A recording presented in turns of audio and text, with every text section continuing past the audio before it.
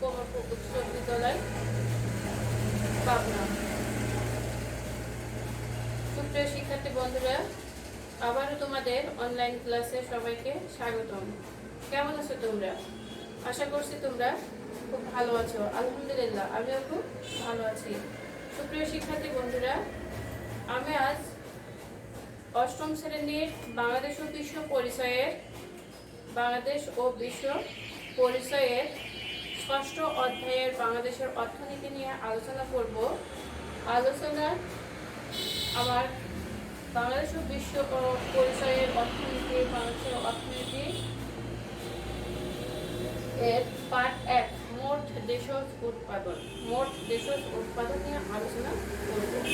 তো সুপ্রিয় শিক্ষার্থী বন্ধুরা, দেখো, মোট দেশজ উৎপাদন অর্থাৎ জিডিপি। তো আমরা এখন জানবো যে মোট জিডিপি কি বা মোট দেশজ উৎপাদন কি। মোট দেশজ উৎপাদন কি বা কাকে বলা হয়? একটি দেশের অভ্যন্তরে দেশের অথবা বিদেশের নাগরিক কর্তৃক যে সেবাকর্ম ও দ্রব্য সামগ্রী উৎপাদিত হয় তার আর্থিক বাজার মূল্যকে কি বলা হয়? মোট দেশজ উৎপাদন। অর্থাৎ দেশের অভ্যন্তরে দেশি কিংবা বিদেশি নাগরিক কর্তৃক যে দ্রব্যমূল্য উৎপাদিত দ্রব্যমূল্য বা সেবা কর্ম উৎপাদিত হয় তার আর্থিক মূল্যকেই হচ্ছে মোট দেশজ উৎপাদন বলা হয়। মোট দেশজ উৎপাদন মূলত হিসাব করা হয় দেশের সামগ্রিক অর্থনৈতিক ক্ষমতা বা শক্তি বোঝার জন্য। অর্থনৈতিক শক্তি বা সামর্থ্য কতটুকু সেটা বোঝার জন্যই মোট জিডিপি, মোট দেশজ উৎপাদন অর্থাৎ মোট দেশজ উৎপাদন পরিমাপ করা হয়। এই মোট দেশজ উৎপাদনের মাধ্যমে জানা যায় দেশের অর্থনৈতিক কতটা উন্নয়ন হয়েছে বা অর্থনৈতিক সামর্থ্য কতটুকু। তবে দেশের কোনো ব্যক্তি যদি বিদেশে বা কর্মরত থাকে, তিনি যে আয় করেন সেই আয়টা কিন্তু জিডিপিতে অন্তর্ভুক্ত হবে না, অর্থাৎ মোট দেশজ উৎপাদনে অন্তর্ভুক্ত হবে না। ঠিক তদনুরূপভাবে কোনো প্রতিষ্ঠান যদি বিদেশে ব্যবসা বাণিজ্য করে যে অর্থ পাঠায়, সেই অর্থ কিন্তু আমাদের মোট দেশজ উৎপাদনে কাউন্ট হবে না, অর্থাৎ গণনায় আসবে না। এটা মোট দেশজ উৎপাদন হিসেবে পরিগণিত হবে না, অর্থাৎ জিডিপিতে অন্তর্ভুক্ত হবে না, অর্থাৎ মোট দেশজ উৎপাদনে অন্তর্ভুক্ত হবে না। মূলত জিডিপি হচ্ছে দেশের অভ্যন্তরীণ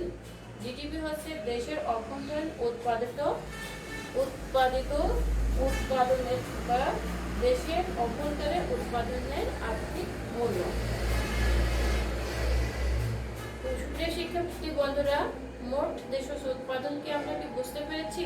আমি আবারও বলছি যে একটি দেশের অভ্যন্তরে দেশি কিংবা বিদেশি নাগরিক কর্তৃক উৎপাদিত দ্রব্য বা সেবার আর্থিক মূল্যকেই মোট দেশজ উৎপাদন বলা হয়। দেশের কোনো নাগরিক যদি বিদেশে ব্যবসা বাণিজ্য বা চাকরিত অবস্থায় যে আয় করে, সেই আয় যদি বাংলাদেশে বা আমাদের দেশে পাঠায়, বা সেই দেশের কিন্তু কি হবে না, জিডিপিতে অন্তর্ভুক্ত হবে না। জিডিপি হচ্ছে অর্থনৈতিক হলো জিডিপি পরিমাপের বিষয়টা হচ্ছে যে আমাদের দেশের অর্থনীতি কতটা শক্তিশালী বা সামর্থ্য হয়েছে। জিডিপির মিনিং আছে, দেখো, জিডিপি ইকুয়াল টু গ্রোথ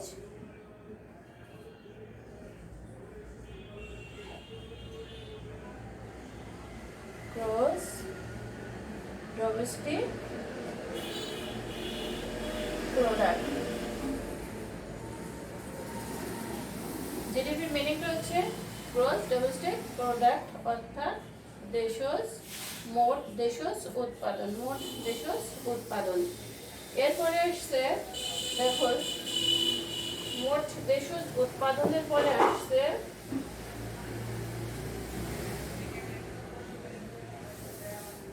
মোট জাতীয় উৎপাদন।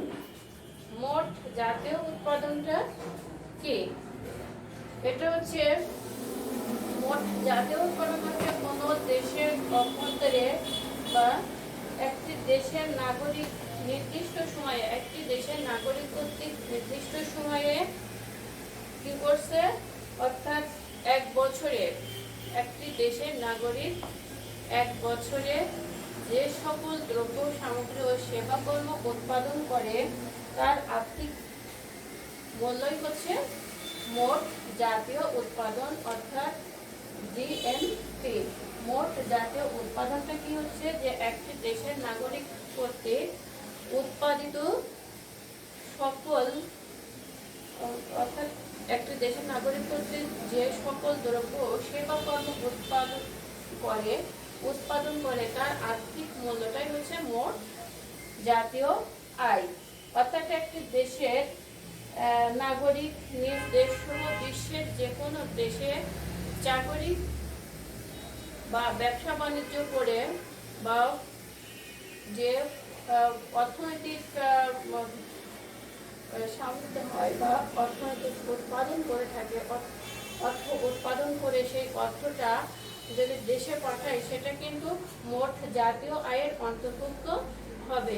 আমরা যেমন দেখেছিলাম যে মোট দেশজ উৎপাদনে দেশের বাইরে যেসব নাগরিক থাকে, দেশের নাগরিক সেই অর্থ দেশে পাঠালে সেটা মোট দেশজ উৎপাদনে কি হয় না, যুক্ত হয় না। কিন্তু মোট জাতীয় উৎপাদনে দেশের নাগরিক যদি দেশের বাইরে থেকে যে কাজগুলো করে সেই কাজের বিনিময়ে যে অর্থ তারা দেশে পাঠায় সেই অর্থটা কিন্তু মোট জাতীয় উৎপাদনে যুক্ত হয়, অর্থাৎ যুক্ত হয়। জিএনপি হিসাব করা হয় একটি দেশের নাগরিকের অর্থনৈতিক অবদান বোঝার জন্য, যে একটি দেশের নাগরিক তার দেশের অর্থনৈতিক উন্নয়নে কতটা গুরুত্বপূর্ণ ভূমিকা পালন করে সেই বিষয়টা বোঝার জন্য মোট জাতীয় উৎপাদন নির্ণয় করা হয়।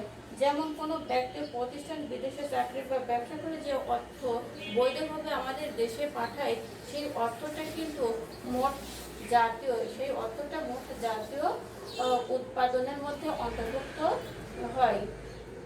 এটাকে জিএনপি বলা হয়। জিএনপি গ্রোস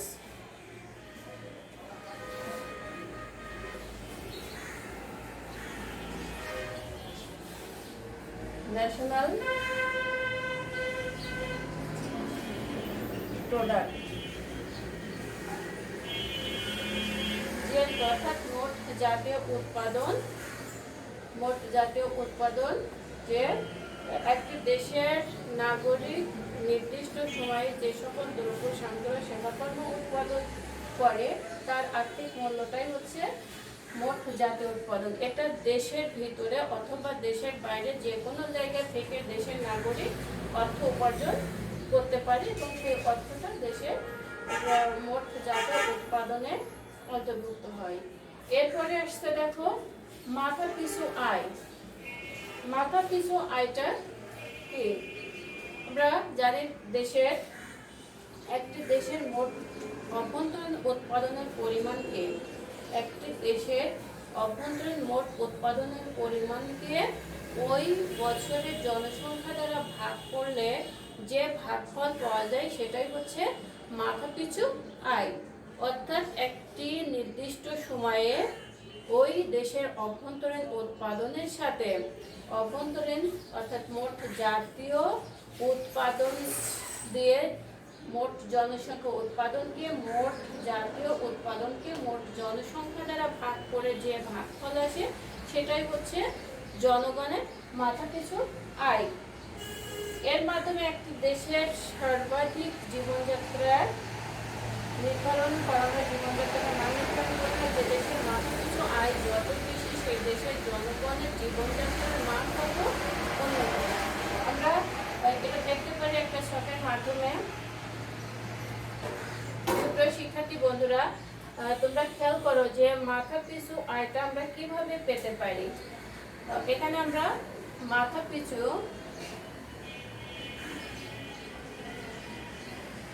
পিছু আয় ইকুয়াল টু কোন নির্দিষ্ট বছরে মোট কোন নির্দিষ্ট বছরের মোট জাতীয়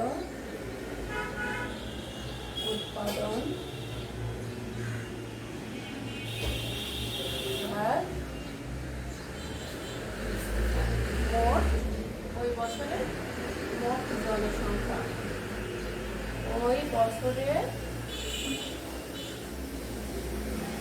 মোট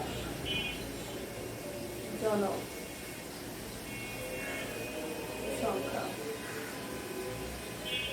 তাহলে সুপ্রিয় শিক্ষার্থী বন্ধুরা, আমরা কি দেখলাম যে মাথাপিছু আয় সমান কোন নির্দিষ্ট বছরের মোট জাতীয় উৎপাদন বাই ওই বছরের মোট জনসংখ্যা। মোট উৎপাদনকে মোট জনসংখ্যা দ্বারা ভাগ করলে যেটা পাওয়া যায় সেটাই হচ্ছে মোট জাতীয় উৎপাদন। এখানে আমরা দেখতে পারি যে 2011 সালের একটা সমীক্ষায়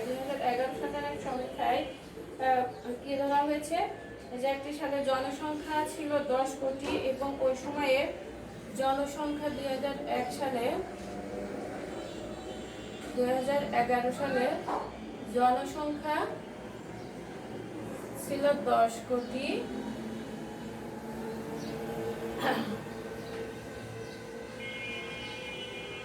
2011 সালে জনসংখ্যা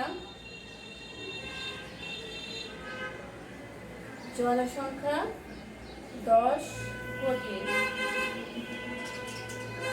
আর মোট উৎপাদন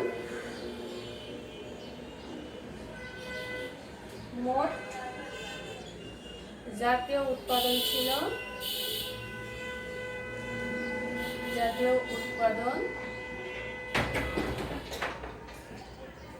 কত ছিল?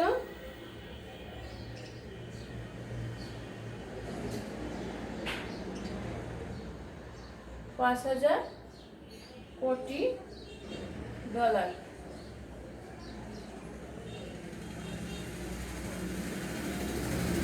তাহলে মাথা পিছু আয় কত হবে?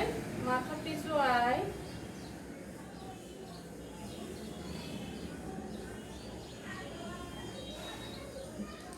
ইকুয়াল টু কোন নির্দিষ্ট বছরের মোট জাতীয় উৎপাদন কত? 5,000 কোটি আর জনসংখ্যা কত? 10 কোটি ডলার আর এটা জনসংখ্যা 10 কোটি সমান এখানে 500 মার্কিন ডলার। এটা 500 ডলার হচ্ছে মাথা পিছু আয়।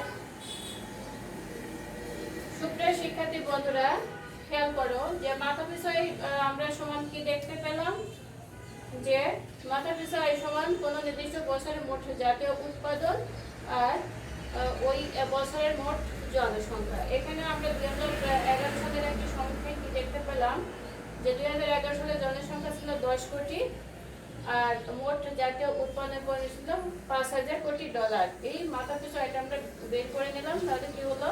500 ডলার। মাথা পিছু আয় হচ্ছে 500 ডলার। যে কোনো দেশের কৃষি শিল্প দেশের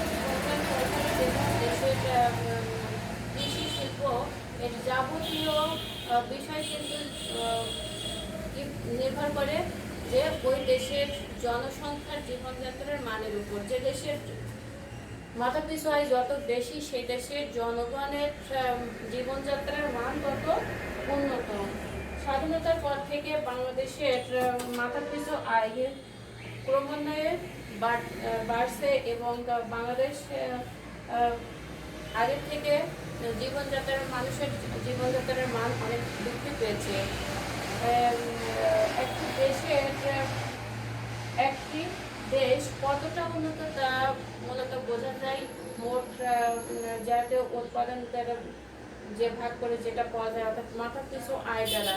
মাথাপিছু আয় যদি বেশি হয় তাহলে ওই দেশের জীবনযাত্রার মান বৃদ্ধি পাবে। আর জীবনযাত্রার মান থেকেই আমরা বুঝতে পারি যে কি বুঝতে পারি যে স্বাধীনতার পর থেকে আমাদের দেশে জনগণের জীবনযাত্রার মান ক্রমান্বয়ে বৃদ্ধি পাচ্ছে। অর্থাৎ আমাদের জাতীয় আয়ের সাথে যে মাথাপিছু আয় জড়িত, জাতীয় আয় বৃদ্ধি পাওয়ার কারণেই কিন্তু মাথাপিছু আয় বৃদ্ধি পাচ্ছে। আর মাথাপিছু আয়কে বৃদ্ধির ফলেই কিন্তু কি হচ্ছে, জনগণের জীবনযাত্রার মান বৃদ্ধি পাচ্ছে। এদিকে এটা সম্ভব